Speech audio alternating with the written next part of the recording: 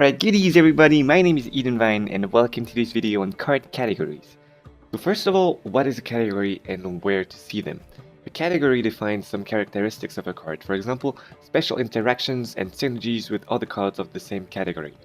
The purpose of a category is to inform the players of the properties of a card at first glance and to group similar interactions under a common name for the sake of not having to repeat the same properties on each card's text. For example, all ambush cards in the game would simply be marked ambush, and the player is supposed to know what it implies. You can read what categories a card is part of from many different places. From the collection, you can just hover over a card or right click on it for full details, and same thing from the deck builder screen or even in-game. So we're going to start with one of the most common ones, special cards. We mentioned the difference between units and special cards in our layout video, and as we already said, special cards are generally spells, or in other words, cards that produce an effect that influences the game without playing a body on the board. Some special cards will spawn units, like First Light Rally for example, but the special card itself won't have a body or a string. The cards can also be divided into different families, like dwarves, mages, elves, and so on.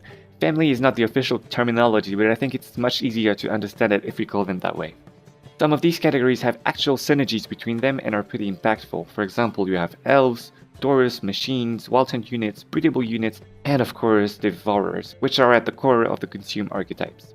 Some card tags mention card families that don't have a use yet or don't have a use anymore. For example, we have the witchers, dragons, dryads, harpies, mages, shapeshifters, vampires, blue stripes, and so on. So we can guess that some new cards will interact with them in the future. Special cards also have a little family with the potion tag. From what I've heard, CDPR has announced around 500 cards by the end of 2017, so we're definitely seeing more of these cards in a rather near future. Ambushes are units that will be played face down. Ambush cards are exclusive to Squirtle and can be either loyal or disloyal, and sometimes both.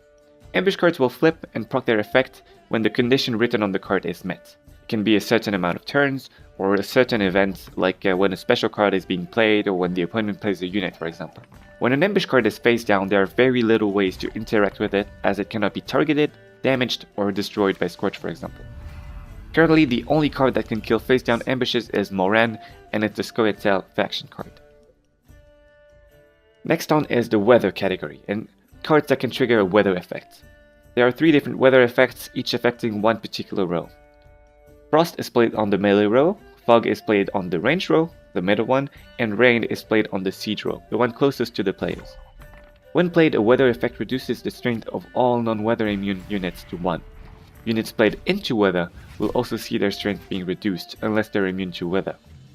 Unless specified, a weather effect applies on both sides of the board, with some exceptions like Coral and Woodland Spirit, who only apply weather on one side of the board.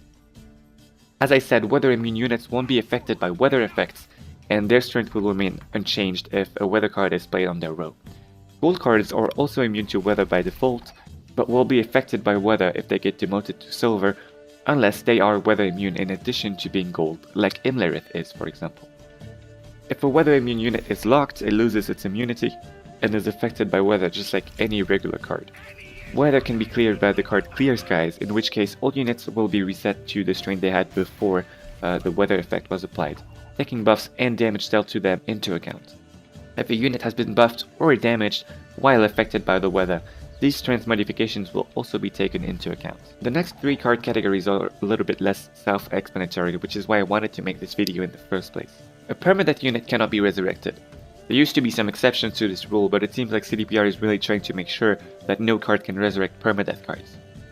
The card category allows to prevent players from abusing the resurrection mechanic by resurrecting a medic with another medic, and create huge resurrection chains like we had in the past. So for that reason, all medics are Permadeath, but the Permadeath tag doesn't apply to medics only. Some other cards like Relentless, for example, are also Permadeath, which means he cannot be resurrected by Renew. If you wanted to use these cards' effect twice, you can still use cards like Decoy, for example, which brings us to Relentless cards. Relentless cards are units whose effect cannot be triggered more than once. Once they are on the board, they cannot be taken out of the battlefield unless destroyed, whether it's upon taking damage or when the round ends. So you won't be able to get to use them again, even with Decoy, Aethne, Blue Mountain Commando, or Milva, for example. And the last card category I'm going to talk about is the Fleeting category.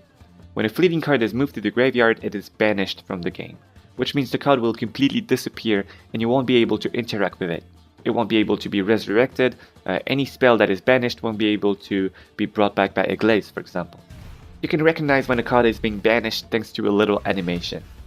And a very important fact that quite few people know is that fleeting and relentless cards can actually be resurrected if they get discarded without being used in the first place.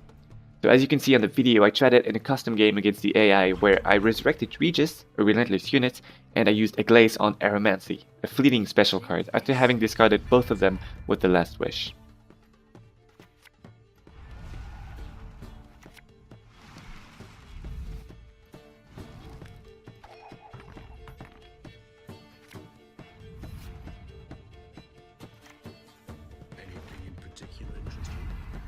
And that's going to do it for this week's video. Thank you so much for watching.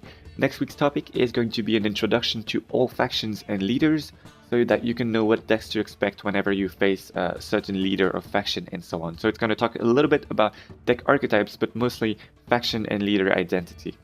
So if you have any feedback or topic that you'd like me to cover, feel free to share that with me in the comments. Until then, thank you so much for watching once again, and I'll see you guys next time.